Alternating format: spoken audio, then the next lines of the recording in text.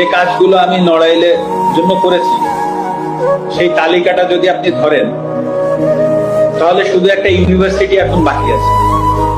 একটা সি ক্যাটাগরির জেলায় কি কি প্রয়োজন, একটা ইউনিভার্সিটি বাকি আছে।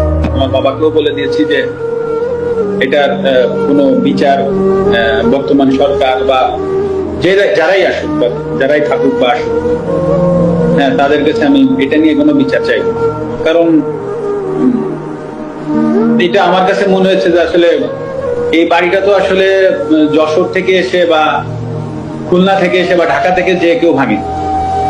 হ্যাঁ, নড়াইলের মানুষ কোনো না কোনো জায়গা থেকে উঠে এসে ভাঙছে।